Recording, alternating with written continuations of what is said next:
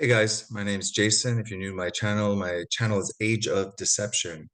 We're going to look at part two of my presentation on how the dawn of agriculture actually made us sicker and not healthier. It was a long presentation, so I didn't want to go too long, so we cut it off at 30 minutes. We're going to share the screen for the presentation. There you go.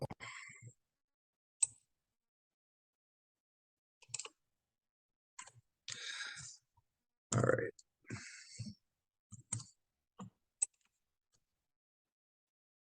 So we looked at a few scientific articles that, just to give a resume of the whole thing, is that our health, our stature, our bone density decreased when we adopted plant agriculture 10 to 12,000 years ago.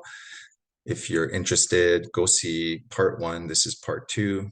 We see that there's research that the human jaws, the teeth fit perfectly inside of our mouth, and this is no longer the case. Everyone pretty much gets their wisdom teeth out, and this narrowing of the jaw, this crowding of the teeth, and decrease in dental health as well as bone health occurred actually when we moved from a hunter and gatherer lifestyle into growing mass production of crops.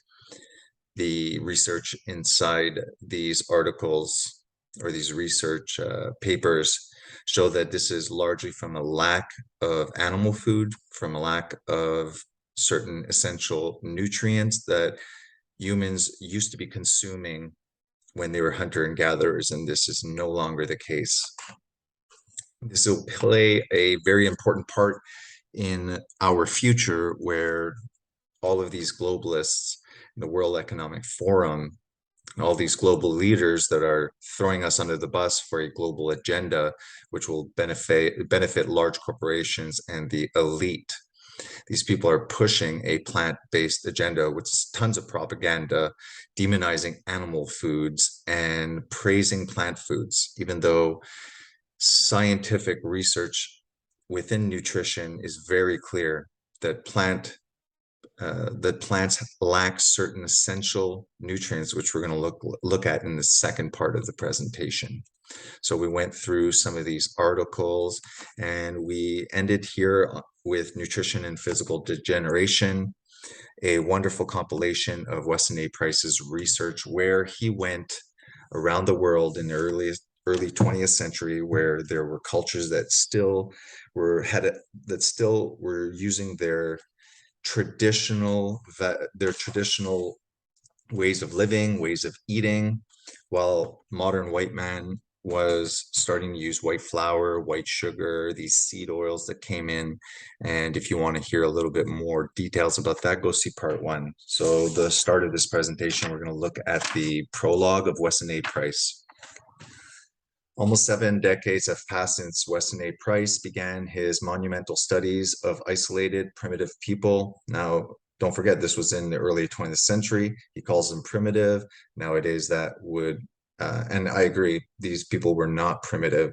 They were a lot wiser and a lot more connected to their intuition, just like animals in the wild. They knew what they were supposed to do.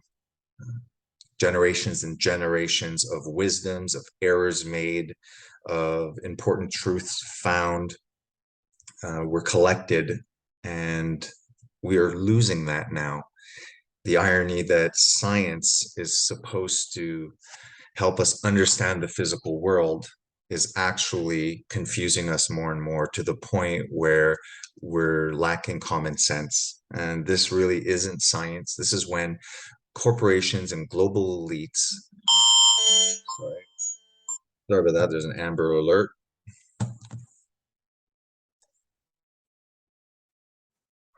All right, I lost my train of thought. So we're just going to continue. In the intervening period, this work, with its fascinating text and unforgettable photograph, have inspired countless readers, some of whom use Price's findings as a springboard for future research, while others applied the principle he discovered to everyday nourishment of healthy families. Weston's price research for isolated so-called primitive groups living entirely on indigenous foods took him to remote Swiss villages, windsweep islands off the coast of Scotland, and idyllic South Sea islands. He visited Eskimos in Alaska, traditional American Indians, African tribes, Australian Aborigines.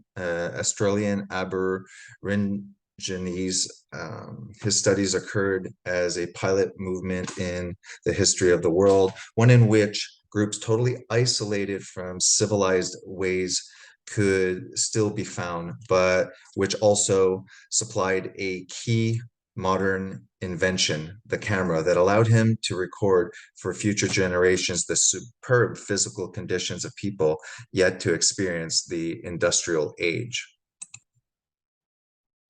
Price's research proved conclusively that dental decay is caused primarily by nutritional deficiencies, and that those conditions that promote decay also promote disease. Price found 13 tribal diets that, although radically different, provided almost complete immunity to tooth decay and resistance to illness. Contact with civilization, followed by the adoption of what Price termed the displacing foods of modern commerce, was disastrous for all group studies. Rampant tooth caries was followed by progressive facial deformities in children born to parents consuming refined and devitalized foods. That would be anything in the middle section of your supermarket. That is what we're calling the displacing foods of modern commerce. What was he saying here? These changes consisted of narrow facial structures and dental arches, along with crowded teeth, birth defects, and increased susceptibility to infectious and chronic diseases. Significantly, when some natives returned to their traditional diets, open cavities ceased progressing, and children now conceived and born once again had perfect dental arches and no tooth decay. The diets of the healthy primitives Price studies were diverse. Some were based on seafood, some on domesticated animals, some on game, and some on dairy products. Some contain almost no plant foods, while others contained a variety of fruits, vegetables, grains, and legumes. In some, mostly cooked foods were eaten, while in others many foods, including animal foods, were eaten raw. However, these diets shared several underlying characteristics. None contained any refined or devitalized food, such as white sugar, flour, canned foods, pasteurized or skimmed milk, and refined and hydrogenated vegetable oils. That's soybean, canola, corn oil, all of the seed oils, rapeseed, grapeseed, everything, all of the oils that are not cold pressed oils. These are industrialized oils, and that's why they never showed up until the earliest 20th century, when industrialization technologies that were able to extract these fats, these greases, basically, because oil doesn't just spill out of these things. You need solvents, and we'll go through some of my videos that talk about that in more depth. All the diets contain some form of quality animal proteins and animal fats from animals eating the foods that they would naturally find in nature. Now, look, if you're looking at certain areas that don't do grass-fed, well, there's a lot of areas, Australia, New Zealand, all around my area in Quebec, in Alberta. A lot of the Canadian livestock are fed just their natural diet out in the grass. In Canada, because we have the cold weathers, they do stay indoors during the winter months, and they are often sometimes fattened up with corn and stuff like that in the last phase before they reach the market. Price analyzed the primitive diets and found that all contained at least 4 times the quantity of minerals and water-soluble vitamins of the American diet of his day. This is the issue, guys. Our food supply is devoid of minerals. Often there's synthetic plant-based precursors to vitamins, etc., or minerals in plants that are there present but not really bioavailable. So we're dying from a lack of nutritious food while having ample food available, but is high in calories. And this is why we're getting sick. We're fat and sick because we have too many calories, but we're not eating real food, and we're not eating the um, we're not eating animals that are actually eating their own proper diet that nature intended. So even these animals are less nutritious.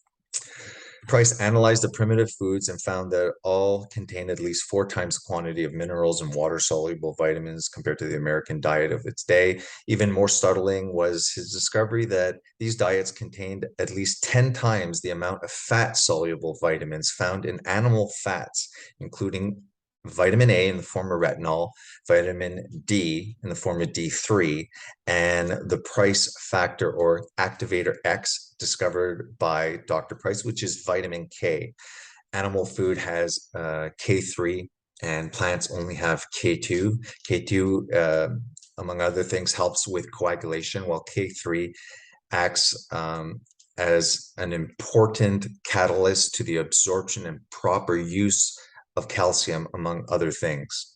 Price considered these fat-soluble vitamins to be the key component of healthy diets. He called the nutrient activators or catalysts upon which the assimilation of all the other nutrients in our food, protein, minerals, and water-soluble vitamins depend on. It is possible to starve for minerals that are abundant in the food eaten because they cannot be utilized without an adequate quantity of the fat soluble activators. Okay, so any diet that is fat phobic, that is limiting, especially saturated fats, animal fats, when you are avoiding fat, especially going after plants, which only have polyunsaturated omega fats, what you're doing is you're not able to absorb all these fat soluble vitamins. So the modern diet is very, very deficient in fat soluble vitamins, and you need the whole constellation, the full spectrum of all these nutrients, because each nutrient has an effect on other nutrients. And the minute that our nutrients become devoid because of modern food corporations, then you start getting all of these bioavailability issues that we're seeing now, that we're being lied to also about. This is like science from 130 years ago. We should be advancing science much more. Instead, science has been hijacked by these globalists, and they're just spewing out propaganda to push a plant-based agenda that is going to be a global food supplier. And they're going to start banning, like they're doing already, banning our ability to grow our own food, to have chickens in our backyard, to have a cow, pigs, some ruminant animals. They're going to ban that, and they're already putting a great deal of pressure in Holland, for example, at the moment. And Justin Trudeau's new revelation that we're going to have to reduce fertilizer, all sorts of stuff. They're attacking our food supply, and they're causing a supply chain issue, and they're reducing our ability. They're reducing the country's food production. So you have these two, supply chain and the government, actively making this food scarcity. So famine's on the way. We already have war, and we currently have pestilences, plagues. We just went through the COVID, that virus, and the happy medication that we had to inject, or weren't able to work. I'll stop at that. Price considered these fat soluble vitamins to be key components of healthy diets. He called these nutrients activators or catalysts upon which the assimilation of all other nutrients in our food, protein, minerals, water-soluble vitamins depend. It is possible to starve for minerals that are abundant in the foods eaten because they can't be utilized without an adequate quantity of fat-soluble activators. The food that's supplied the vital fat-soluble activators included butterfat, okay, marine oils, organ meats, fish, shellfish, eggs, animal tallow, most of which our modern pundits of diet and nutrition have unfairly condemned as unhealthy. Price is factor activator X, an extremely powerful catalyst to mineral absorption, occurred in foods considered sacred to the various primitive groups. Liver and other organ meats, fish, liver oil, fish eggs, and butter from cows eating rapidly growing grass from spring to fall pasture. These valuable foodstuffs have been completely have almost completely disappeared from the American food supply. At the time, the toll of suffering and economic hardship engendered by our modern civilized diseases increases relentlessly. Weston Price noted that all the groups he studied provided special foods to prospective parents, to both the father and the mother before conception, to women during their pregnancy, as well as to growing children. They practiced the spacing of children so that mothers could replenish the nutrient stores for subsequent children. Above all, they took care to impart their nutritional wisdom to the young, and this is what we're losing at the moment.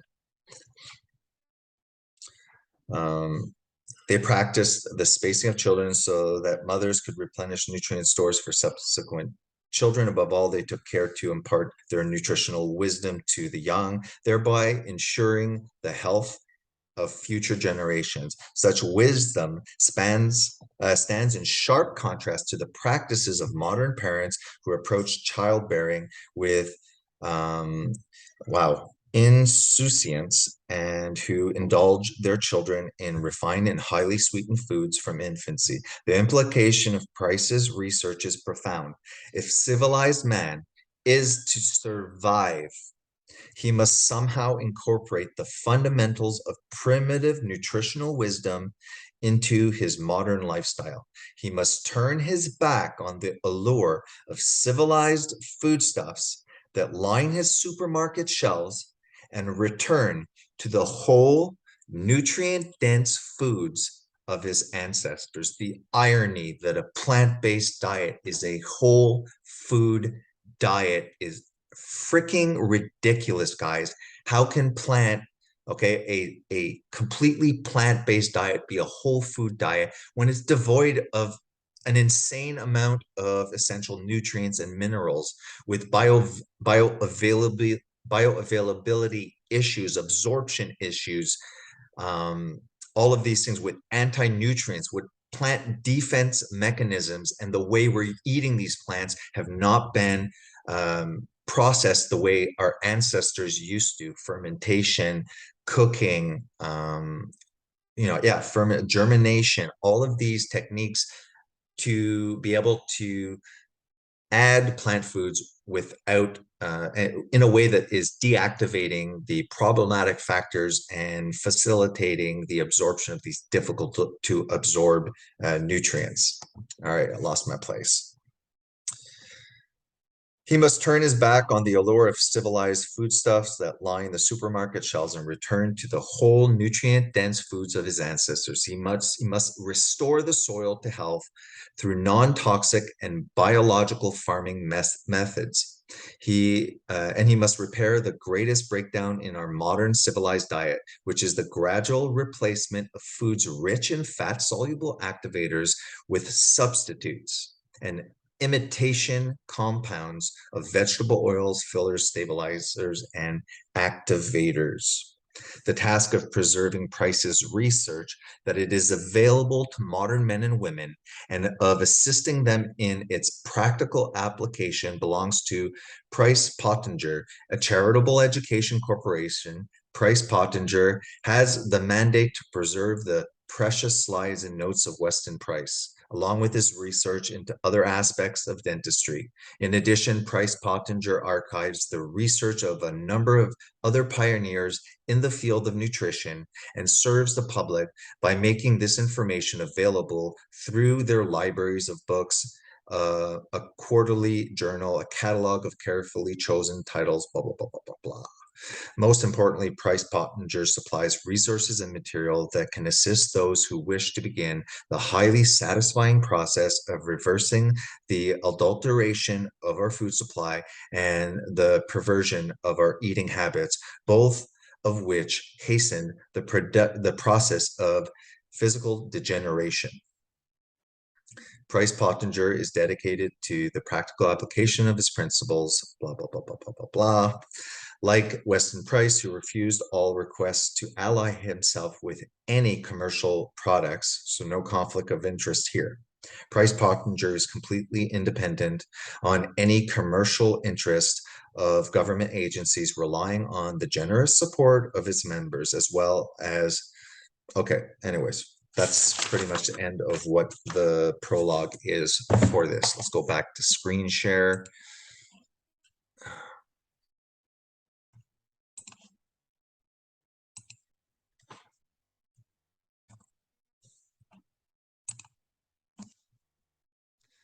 All right, so here are examples of the well-formed dental,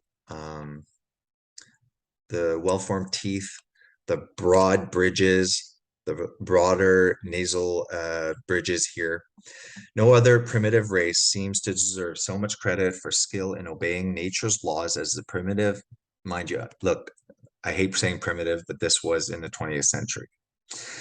Because of the perpetual drought hazards of much of the land they lived in. Half of Australia has less than 10 inches of rain per year. Note the magnificent dental arch and beautiful teeth of these primitive. Tooth decay was almost unknown in many districts.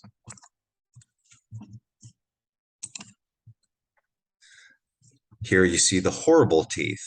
These natives of the Fiji Islands illustrate the effect of changing from the native foods to the imported foods of commerce. Tooth decay became rampant, and with it, lost the ability to properly masticate the food. Growing children and childbearing mothers suffered most severely from dental caries. So the suggested move to plant-based diets risk worsening brain health, nutrient deficiency. The momentum behind a move to plant-based and vegan diets for the good of the planet is commendable, but risks worsening an already low intake of an essential nutrient involved in brain health, warns the nutritionist in the online journal. I think that's BMJ's British Medical Journal, Prevention and Health. So can adults, sorry, I just have to spray something in my mouth. I have a sore throat, sorry. So can adults adequately convert ALA, alpha linolenic acid, to EPA and DHA? Those are the essential omega-3. So in plant foods, we have DHA and EPA found naturally in all animal foods, from milk to meat to chicken, everything to fish. But in plants, it's called, the omega-3 version of plants is ALA, and it is extremely poorly converted. So let's just read here. A diet including 2 to 3 portions of fatty fish per week, which correspond to the intake of 1.25 grams of EPA plus DHA per day, has been officially recommended on the basis of epidemiological findings showing a beneficial role of these omega-3 long-chain polyunsaturated fatty acids in the prevention of cardiovascular and inflammatory diseases. The parent fatty acids, ALA, found in vegetable oils such as flaxseed or rapeseed oil is used by the human organism partly as a source of energy, partly as a precursor of the metabolites. But the degree of conversion appears to be unreliable and restricted. More specifically, most studies in humans have shown that whereas a certain, though restricted, conversion of high doses of ALA and EPA occurs, conversion of DHA is severely restricted. The use of ALA labeled with radioisotopes suggested that with a background diet high in saturated fat, conversion to long-chain metabolites is approximately only 6% for EPA and 3.8 for DHA. With a diet rich in omega-6 polyunsaturated fatty acids, the conversion is reduced by 40 to 60%. So we see that those adopting a plant-based diet, and if we are pushed to be forced by globalists and World Economic Forum to consume a primarily plant-based diet, we will be highly deficient in these omega-3 fatty acids that play a wide and important role in our health, especially in our brain, mental health. 6%, man. And that's if we're that's if we're consuming this with like a high fat diet. Here, the background diet is high in saturated fat. We don't have that in plant-based diets. We're being pushed that saturated fat is bad. So we're refusing to consume this because we've been propagandized by large corporations and scientism. So we're not consuming the saturated fat, and we're also consuming high amounts, up to 10% of our calorie intake is just these polyunsaturated fatty acids. So this will reduce it by 40 to 50%. So now we're looking at 3% and 1.7 or something. Carotenes. All right. Plant foods containing the precursor to vitamin A, which are called carotenes.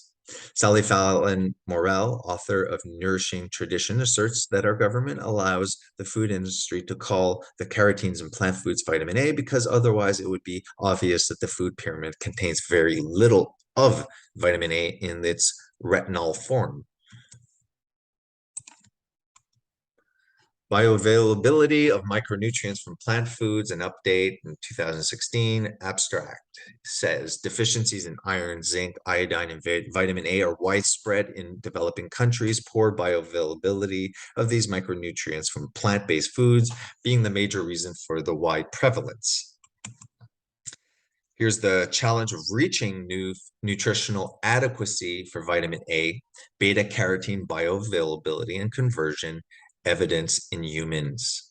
The American Journal of Clinical Nutrition states in its abstract, beta-carotene is an important dietary source of vitamin A for humans. However, the bioavailability of vitamin A, equivalency of beta-carotene are highly variable and can be affected by food and diet-related factors, including the food matrix, food processing techniques, size of the dose of beta-carotene, and the amount of dietary fat, fiber, vitamin A, and other carotenoids in the diet, as well as characteristic of the target population, such as vitamin A status, nutritional deficiencies, gut integrity, genetic polymorphisms associated with the metabolism of beta-carotene.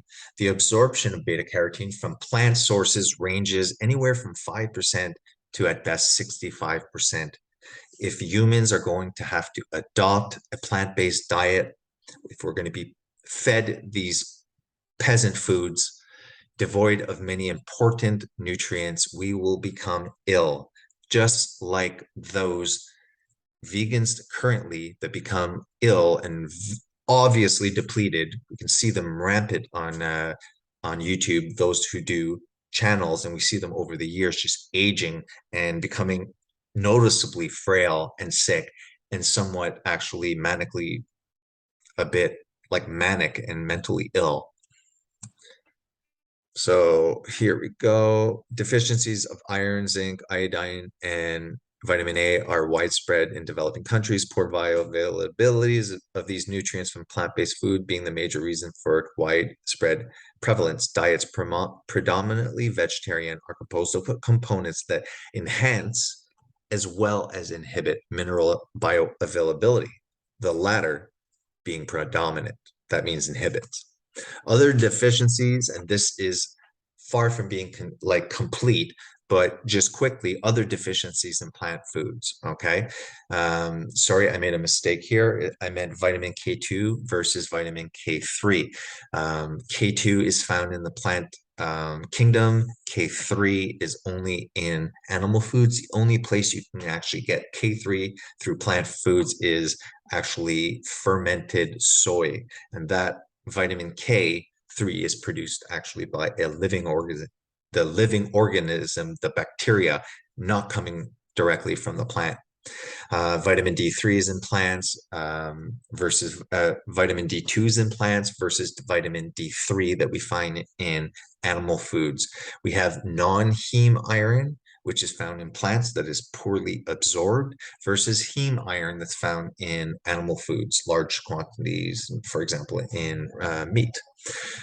Plants completely lack vitamin B12, poor bioavailability of complete proteins, very hard to find protein sources that are high in certain essential amino acids. There's no creatine, there's no taurine, carnosine. It just goes on. Here we see all over YouTube the issue with vegan brain fog, which if you look at the brain, it has a high amount of its structure and usage is cholesterol itself, high amounts of DHA, EPA. It is an extremely fatty organ that requires a lot of animal fats to remain healthy, as well as B12, as well as many other nutrients we just went through that are devoid. This leads to large amount of vegans having cognitive issues such as anxiety, depression, and exacerbations of mental illnesses. The YouTube channel is riddled with former vegans that explain why they're no longer vegan and what issues occurred that stopped them from continuing this devoid diet. Another abstract, deficiencies of iron, zinc, iodine, and vitamin A are widespread. You know what? We went through that actually. I'm not going to go through that again. Improving the bioavailability of nutrients in plant foods at the household level. Plant foods are the major staples of diets in developing countries in which the consumption of animal food is often low because of economic or religious concerns. However, such plant-based diets are often associated with micronutrient deficits, exacerbated in part by poor micronutrient bioavailability. Diet-related factors in plant foods that affect bioavailability include the chemical form of the nutrient in food and or the nature of the food matrix. When you look at the food matrix, it's like Weston A. Price had explained that all of these nutrients affect each other, and the minute you start lacking certain essential nutrient actually plays an effect on the body's ability to convert, absorb, and utilize other nutrients. So it's just this cascade that occurs. Interactions between nutrients and other organic compounds. Here we get into the anti-nutrients, the defense mechanism within plants that we consume and can have health effects, and we're not being told. There's phytate, polyphenols, dietary fiber can actually cause issues, oxalic acid, protein fat, ascorbic acid, pre-treatment of food as a result of processing or preparation practices, consequently household strategies that reduce the content of or counteract the inhibiting effects of these factors on micronutrient bioavailability are urgently needed in developing country settings. Examples of such strategies include germination, microbial fermentation or soaking to reduce the phytate and polyphenol content of unrefined cereal porridges used for young children, for young child feeding, addition of ascorbic acid containing fruits to enhance the non-heme iron absorption, heating to destroy heat labile anti-nutritional factors, goitrogens, thiaminases, or disrupt carotenoid protein complexes. Such strategies have been employed in both experimental isotope absorption and community-based studies. Increases in iron, zinc, and calcium absorption have been reported in adults fed dephytonized cereal compared with cereals containing their native phytate. In community-based studies in rural Malawi, improvements in dietary quality and arm muscle area. Okay, anyways, I cut it. I want to look briefly at some of my videos because if you're new to my channel, just like I do, you tend to start looking at the most recent videos and rarely really go down into the archives. I want to show over here. Do I have pointer options, laser pointer? Over here, we look at electrolyte concerns when you're starting a ketogenic diet. It explains why there's an increased need of salt, what's happening during the adaptive period of adopting a ketogenic diet, also intermittent fasting and prolonged fasting concerns in relation to electrolytes. Over here, I go through basically what you should and what you shouldn't eat on a ketogenic diet. So if you're new to a ketogenic diet, not sure what you should or shouldn't be eating, you can look at this video. Here I go into great details, just like Weston A. Price mentioned that these toxic vegetable oils are ruining our health and why. I go into great detail why these seed oils, these vegetable oils like soybean and canola, etc., are toxic and will ruin our health. Let's go to the next one. We look at the relationship between hormones and how we eat, how it can affect hormones, how hormones react to certain foods we eat, our body composition. Kind of in this video, I go through how glucose is not really, is not necessary. It's not essential. We can produce glucose through gluconeogenesis. I go here like a crazy man with a video, going through the whole grocery store, looking at where vegetable oils are sneaking in. Guys, in the middle section of your grocery store, it is everywhere. Here, I look at why we're so fat and why we're hungry every 3 to 5 hours. Why can't we have easy access to our fat storages? Here's this horrible 3 years ago, the new food guide that further removed fats from animals and removed also animal protein, basically filling our plates with a plant-based diet, which is devoid of many essential nutrients. Here's some more talk about the 3 years ago, these changes to encourage a plant-based diet. Here's omega-3, talk about where you can increase your omega-3 consumption. If you're interested in the carnivore diet, which is a very, very human appropriate diet. Here we're looking at vitamin K2 and arthrosclerosis. Vitamin K3 is spoken about. Here how they love to create these crazy Franken foods. Here why just a minute. Why it's ethical to eat why it's ethical to eat animal source nutrition. Here, it's basically a repetition of all of the reasons why we need to eat food, why it's ethical if we're able to get food, if we were able to get nutrients, everything that we needed in adequate quantities. Of course, it would be better to eat plant foods. Why would animals have to die for us to consume.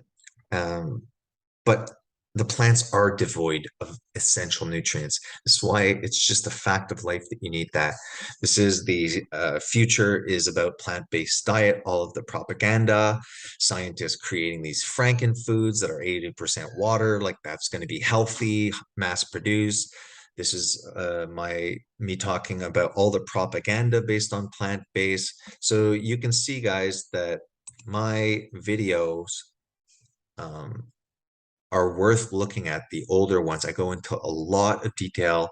I put a lot of work, a lot of visuals are put up there. This is a vegetarian. What were they really eating? Were the vegetarians really like Hollywood talks about? Seeking nutrient density in a modern world, why vegans are always trying to make plant-based products that are imitations of animal food, more talk about nutrition. So I encourage you guys to go through here all of my videos if you're interested. And I think that you're going to learn a lot. Here is episode 1 and 2 that I use the book Nutrition and Physical Degeneration. I highly encourage that you look at that, and I'd like to continue going through each chapter in a slower study of the book Nutrition and Physical Degeneration. All right, that's enough of this.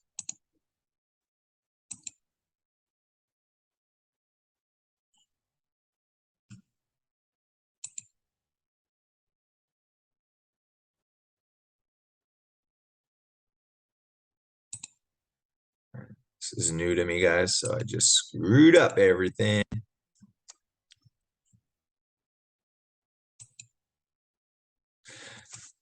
Okay, so that's the end of my video. And I hope that you understand now that we were getting sicker when we started to eat a lot more plants. When we were eating nose to tail, these animals, organs, fats, everything, bones, we're, consuming bones. You come to the realization that, wow, like that's not what I thought. And then after you look at true science that is non-biased, that has no conflicts of interest, read this and come to your own conclusion, and don't fall for the plant-based agenda. Start to pass on the true wisdom that humans have accumulated. Eating animal food is essential, and we're headed towards a disaster. We're headed towards famine. We're headed towards just mass starvation. I guarantee you, look at the date of this, what they're doing with the war, what they're doing, attacking farmers, making them unable to, by putting these restrictions on them, they're discouraging these farmers. They want to form a global farming network, and it's going to be largely plant-based. It's going to be synthetic foods. It's going to be devitalized foods. It's going to be packaged foods. These foods will be primarily made from corn, wheat, soy, additives, and also full of synthetic, non-absorbable vitamins. Please share this, and please adopt this in your family. Okay, animals will die. They die in the wild. They get eaten by prey. They get pushed out by their herds. They die of famine, of drought, from predators. Everything in this world is in decay. We live in a fallen world. We don't live in the Garden of Eden, even though through Christ we are promised a new creation where death will be no more, where people are living in a paradise. But until then, the curse is upon us, and everything needs death to survive. Plants consume the soil, which is organic matter from dead animals. Animals eat plants, we eat plants. Animals eat other animals, we eat other animals.